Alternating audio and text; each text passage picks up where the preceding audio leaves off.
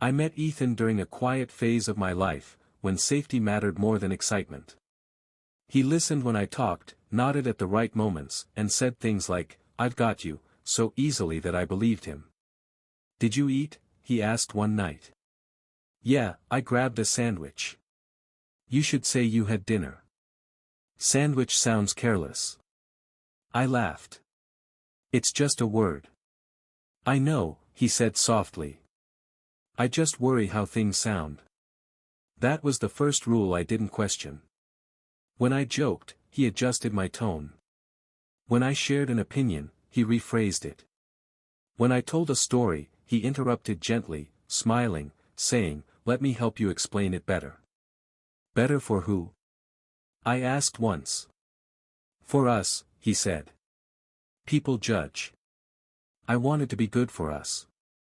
The first time he snapped happened at a friend's birthday dinner. I said, "That movie was kind of dumb." Ethan's smile froze. "Can you not say that?" he said, sharp and loud. The table went quiet. My face burned. "I was joking." "Jokes still say things," he replied. In the car later, he reached for my hand. "I'm sorry," he said. "I just don't want people thinking you're rude." I nodded. "I get it. And I meant it." After that, I started editing myself. I paused before laughing. I checked my words before they left my mouth. I replayed conversations in my head, searching for mistakes. "Why are you quiet?" Ethan asked one evening. "I'm just tired." "You used to talk more." I smiled. "I still do." He looked unconvinced. A week later, Maya leaned across the cafe table and squinted at me. "You okay?" she asked. "Yeah, why?" "You're quieter. Did someone steal your voice?" I laughed too quickly. "You're imagining things." "Am I?" she said. Ethan texted then. I checked the message before responding, rewriting it twice. Maya watched me and frowned. "You always think before you speak now," she said. "I just choose my words," I replied. "That sounds exhausting." I shrugged. "It's just love."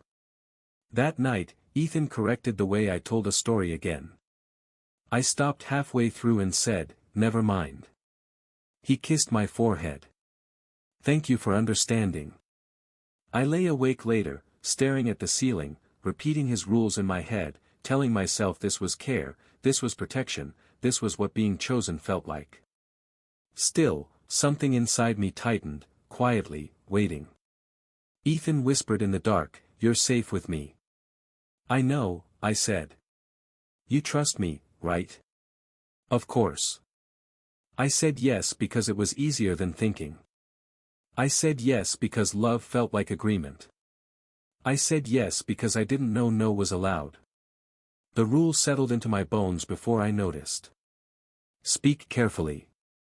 Be agreeable. Be grateful. I told myself tomorrow I'd talk freely again. Tomorrow never came. Maya hugged me goodbye that day. "Call me," she said. "I will." I didn't realize I was already disappearing. And Ethan smiled, certain. I smiled back, uncertain. That was how it began. I mistook silence for peace, and control for love. I didn't know the cost yet. I would learn it slowly. One word at a time. I just wasn't ready. Not yet. But soon. It would hurt. Enough. To wake. Ethan's rules didn't arrive all at once. They slipped in quietly, disguised as logic. "I don't like that word," he said one morning. "What word?" I asked. "Disgusting. It sounds harsh." I was talking about the trash. "Still," he replied calmly. "It reflects poorly." I nodded. "Okay." Later, I caught myself mid-sentence, switching words before he could react. I told myself it was easier this way. Certain topics became off-limits. Politics were pointless. My co-workers were boring. My past was irrelevant. You talk too much about things that don't matter, Ethan said one night. I'm just sharing. I'm helping you, he corrected. You should appreciate that. I do, I said quickly. Sorry. The apology came out before I understood why. I replayed conversations constantly. What I said. How I said it. What I should have said instead. Why are you apologizing? Ethan asked once. I don't know, I admitted. See, he said gently. You overthink. My phone buzzed during dinner. I flinched. Ethan noticed. Who is it? Just Maya. Why'd you jump? I didn't. He raised an eyebrow but let it go. The next day, Maya didn't. She stared at me across her kitchen counter. Why do you do that? She asked. Do what? Jump every time your phone goes off. I laughed. You're dramatic. I'm serious, she said. You look scared. I'm not scared. Then why do you look like you're about to be in trouble? I opened my mouth, then closed it. I didn't know how to answer without feeling disloyal. At least tell me you're okay, she said softly. I'm okay, I insisted. She didn't look convinced. At work, Daniel handed me a report. Nice job on this, he said. Really? Yeah. You explain things clearly. The compliment startled me. I waited for the correction. It never came. That's it? I asked. That's it, he said, smiling. I felt oddly light. Then guilty. That night, Ethan skimmed my words again. You should have said it this way, he explained. I'll fix it next time, I said. I know you will, he replied. I started journaling after that. Short sentences. Careful ones. I hid the notebook under my clothes. Just in case. What are you writing? Ethan asked one evening. Nothing important. You don't need secrets, he said. It's not a secret, I said, heart racing. Good, he replied. Because trust matters. I wrote less after that. One night, my phone buzzed again. I froze. Ethan watched me. You're tense, he said. I'm fine. You don't sound fine. I swallowed. I'm sorry. For what? I don't know. He sighed. You're too sensitive. Maybe I was.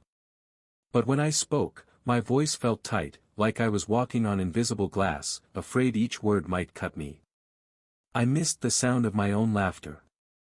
I missed speaking without fear. I didn't know when it happened.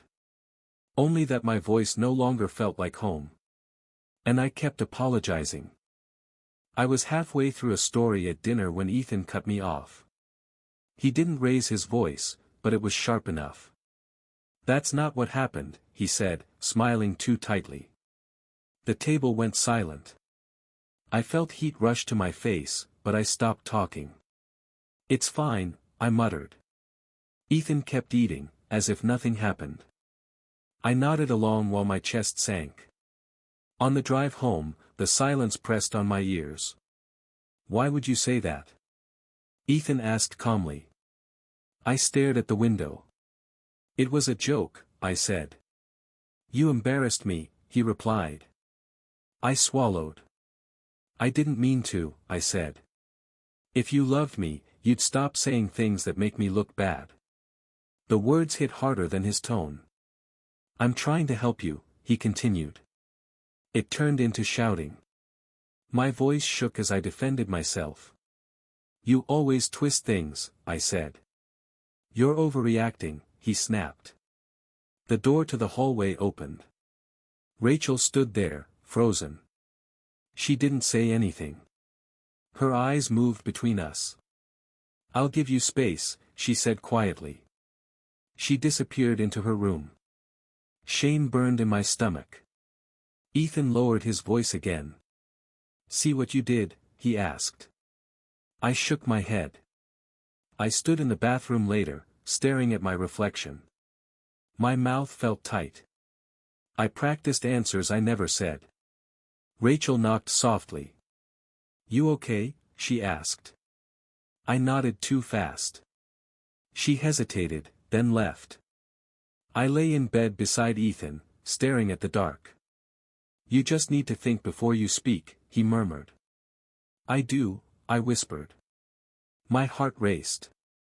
I realized I was afraid of saying the wrong thing. I missed when love felt warm. Now it felt like a warning. I closed my eyes, but his words echoed. If you loved me. I understood then. I wasn't safe in my honesty. Fear had taken love's place. And I couldn't unhear it. I lay awake counting breaths until morning came. Ethan slept easily beside me. I envied that peace. My phone buzzed once. I didn't move. Fear held me still. I wondered when I learned silence was safer. I wondered when I stopped trusting myself. Earlier, love meant being seen. Now it meant being careful. I promised myself I'd do better tomorrow. I always did. The promise felt thin. I turned toward Ethan. His face was calm. I searched it for love. I found expectation instead. That scared me more than anger. I pressed my lips together. I didn't trust my voice anymore. The thought settled heavy. I rolled onto my side. Sleep didn't come easily. Every sentence replayed itself. Every correction rang louder. I saw Rachel's eyes again. She knew something was wrong. I wondered why I stayed silent. I wondered why I felt guilty. I wondered when I would speak. Fear answered first. It told me to wait. It told me love required restraint. I listened. I always listened. That night changed something. I felt it settle deep. Love shouldn't feel like danger. But now it did. I lay there knowing. Knowing I was afraid. Knowing I couldn't pretend anymore.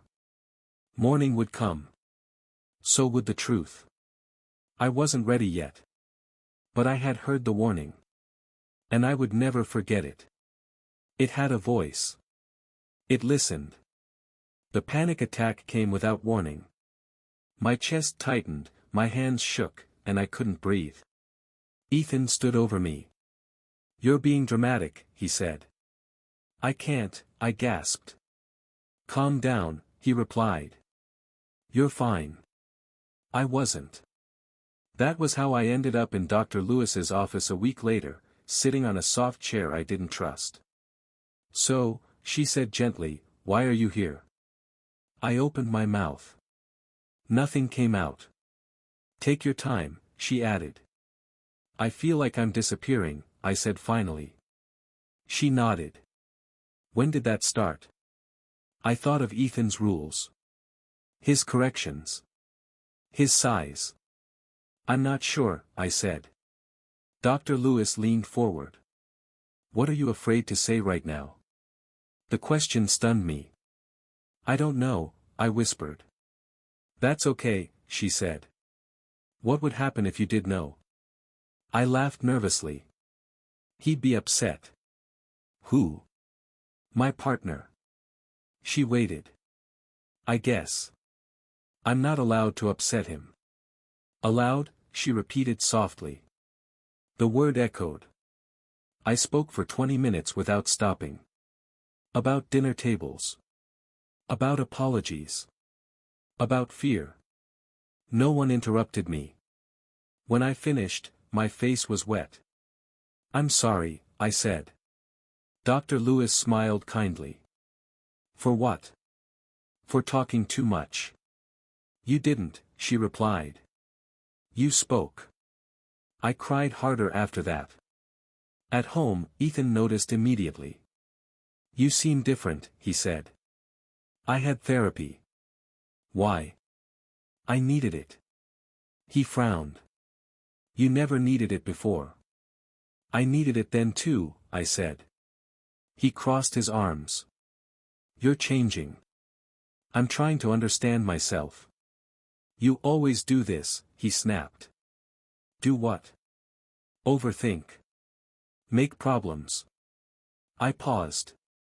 "You never listen," he continued. I heard it then. "Always." "Never." "I'm listening now," I said quietly. Ethan stared at me. "That's not what I meant." "I know," I replied. "But that's what you said." He looked irritated. "You're twisting my words." "No," I said. "I'm hearing them." Silence filled the room. Later, Maya called. "Coffee?" she asked. "Yes," I said immediately. She studied me across the table. "There you are," she said. I blinked. "What?" "You," she smiled. "You sound like you again." I laughed. It felt real. "He says I'm changing," I told her. "You are," she replied. Back. That night, Ethan corrected me again. "You shouldn't say it like that," he said. I took a breath. "This is how I want to say it." He stiffened. "You never talk back." "I do now." His jaw tightened. I wasn't calm. But I was present. When he turned away, I didn't chase him. That surprised us both.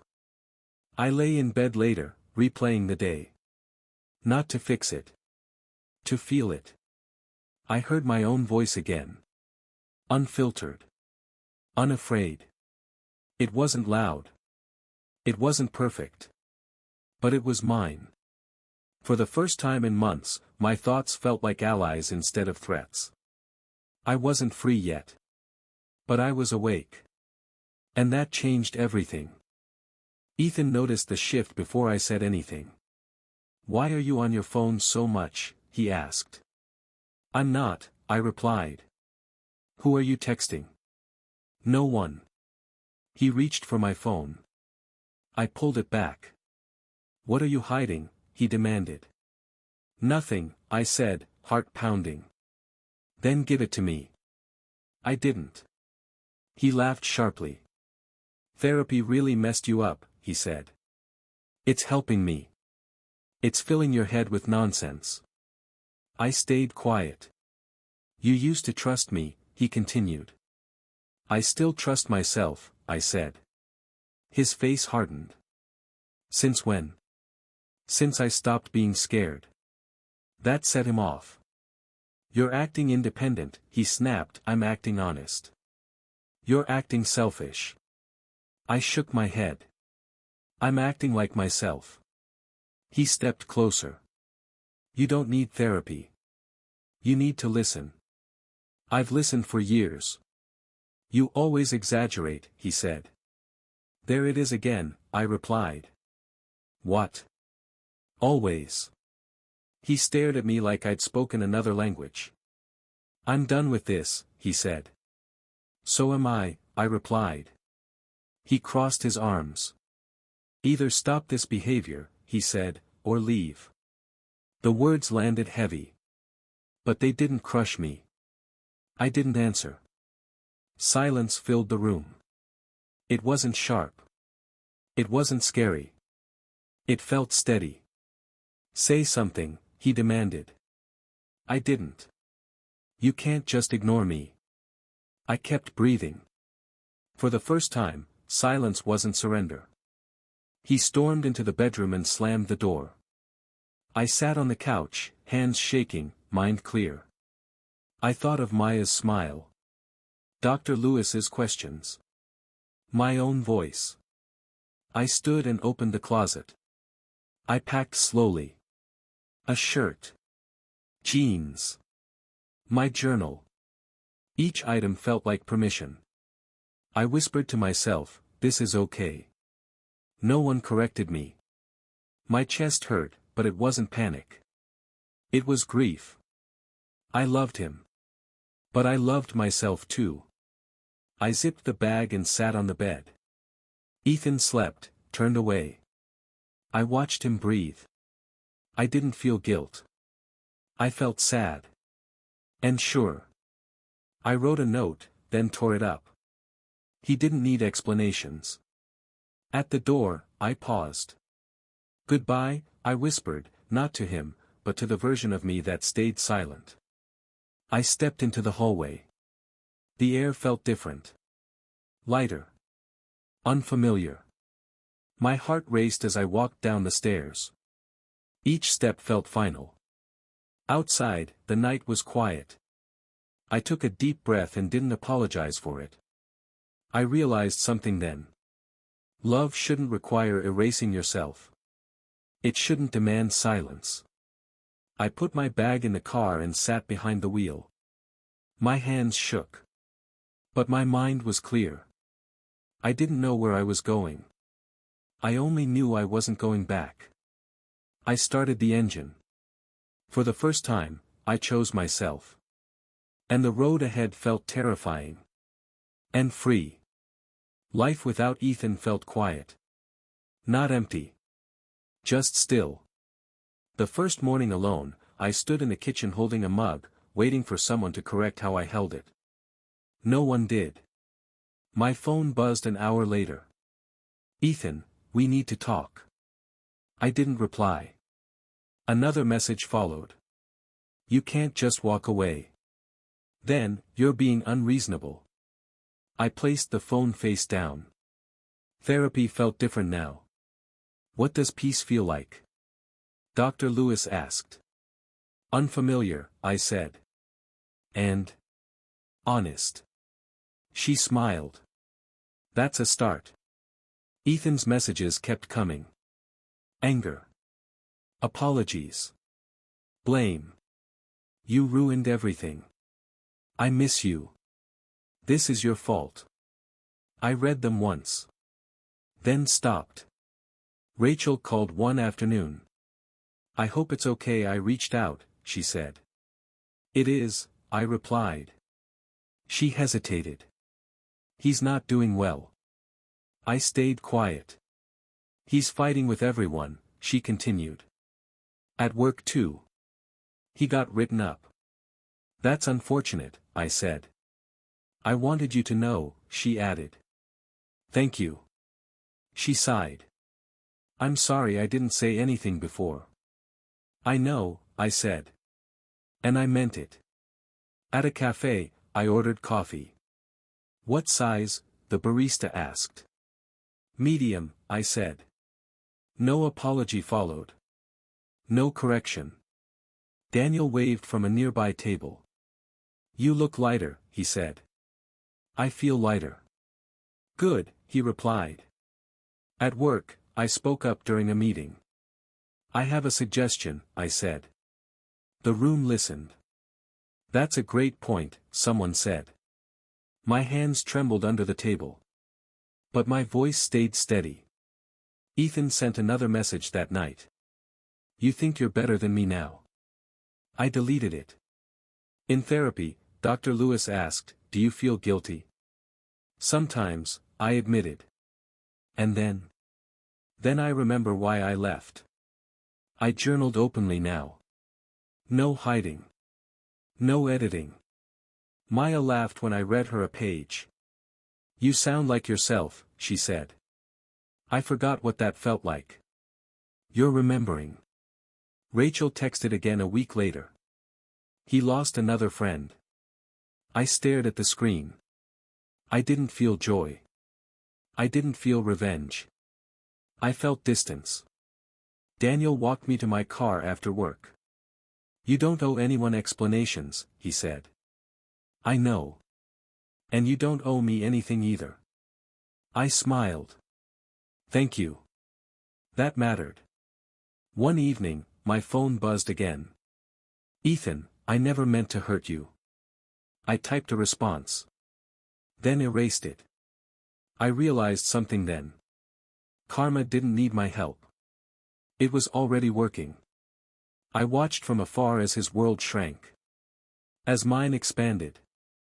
I spoke freely now. At cafes. In meetings. With friends. Each word felt like proof. I wasn't cruel. I wasn't cold. I was done. The contrast was impossible to ignore. Who I was then. Who I was becoming. I looked in the mirror and didn't flinch. "That's you," I said aloud. My voice didn't shake. And somewhere behind me, a door stayed closed. I didn't turn around. I didn't need to. I was moving forward. Quietly. Clearly. At last. Ethan asked to meet a week later. "I just want to talk," he texted. "Okay," I replied. Not because I hoped for anything. Because I wanted closure. We met at a small cafe halfway between our places. He stood when I walked in. "You look different," he said. "I feel different," I replied. We sat. "I've been thinking a lot," he began. "I'm sure you have." He frowned. "I didn't mean to hurt you." "I know," I said. That surprised him. "I was under pressure," he continued. "You always say that," I replied calmly. He leaned forward. "I lost you," he said. "Yes," I agreed. Silence settled between us. "I regret how things went," he said. "I regret letting myself disappear," I answered. He shook his head. "You're twisting this." "No," I said. "I'm telling you how it felt." He sighed. "You make it sound like I was the villain." "I'm not here to label you," I replied. "I'm here to speak." He stared at his hands. "I loved you," he said. "I believe that," I replied. "But love shouldn't sound like control." His jaw tightened. "I was trying to help." "I know," I said. "But I didn't need fixing." He looked up. "You never told me it was that bad." "I tried," I said. "You didn't listen." He opened his mouth, then closed it. "I'm sorry," he said finally. The words felt incomplete. But they didn't hurt. "I accept that," I replied. "You're not coming back," he said. "No," I answered. His shoulders slumped. "So this is it?" "This is enough," I said. He searched my face. "You seem so calm." "I am," I replied. "I don't feel small anymore." He nodded slowly. "I guess I didn't realize what I was doing." "Maybe," I said. "But I don't need you to realize it now." That confused him. "I already understand," I added. "And that's what matters." The barista called his name. Ethan didn't move. "I hope you're happy," he said. "I am learning to be," I replied. I stood. "You're not angry?" he asked. "No," I said. "I'm finished." I walked toward the door. "Wait," he said. I turned. "You were never weak," he said quietly. I smiled. "I know." I stepped outside. The air felt light. Not exciting. Just clean. I walked to my car without looking back. There was no rush of victory. No triumph. Only relief. I sat behind the wheel and exhaled. I hadn't shrunk. I hadn't softened. I had spoken freely. Clearly. Without fear. That was enough. I realized then that closure didn't come from being understood. It came from understanding myself. I started the engine. As I drove away, my phone buzzed. I didn't check it. I didn't need to. The past stayed where it belonged. Behind me. And for the first time, I felt whole. Not louder. Not harder. Just complete. I smiled at the road ahead. And kept going. Peace didn't arrive loudly. It arrived quietly, like a breath I didn't realize I'd been holding. Maya noticed it first. "You sound louder again," she said, smiling. "I don't feel loud," I replied. "You do," she laughed. "In a good way." I smiled into my coffee. At therapy, Dr. Lewis asked, "What do you feel when you think about him now?" I considered it. "Grateful," I said.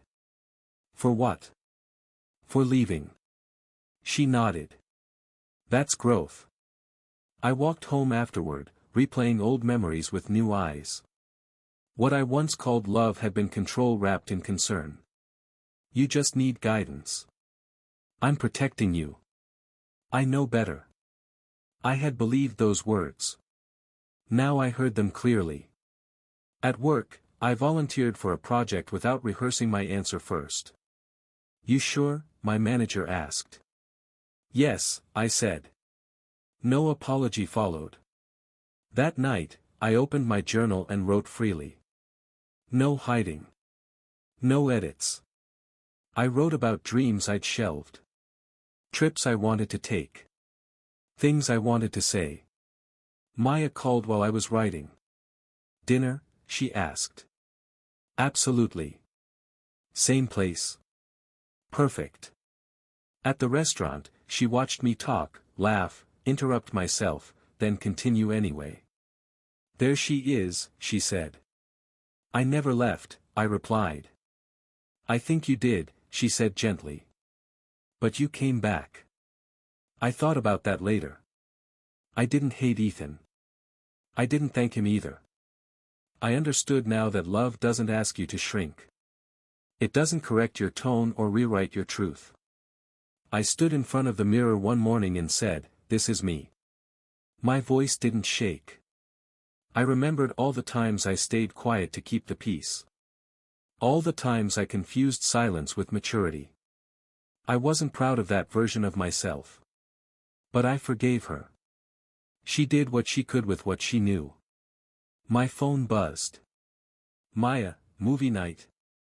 "Me, on my way." I grabbed my jacket and paused at the door. I felt light. Not empty. Not reckless. Free. Losing someone who silenced me wasn't a loss. It was a release. I carried myself differently now. Shoulders back. Head clear. At the movie, Maya leaned over and whispered, "You okay?" I nodded. "I'm good." And I meant it. I didn't need closure from the past anymore. I didn't need approval. I had my voice. It wasn't perfect. It wasn't always calm. But it was honest. I spoke when I wanted. I stayed quiet when I chose. That difference mattered. On the walk home, the city hummed around me. I felt present in it. I thought about the future without fear, without rules. Just possibility. I unlocked my door and stepped inside. "Welcome home," I said aloud. The space felt mine. I sat down, breathed in, and smiled. I wasn't broken. I was becoming. And this time, I would never apologize for being heard. My voice had never been the problem. It was always the answer. I turned off the light and rested in the quiet. Not the silence of fear. The quiet of peace. And I knew, finally, I was free.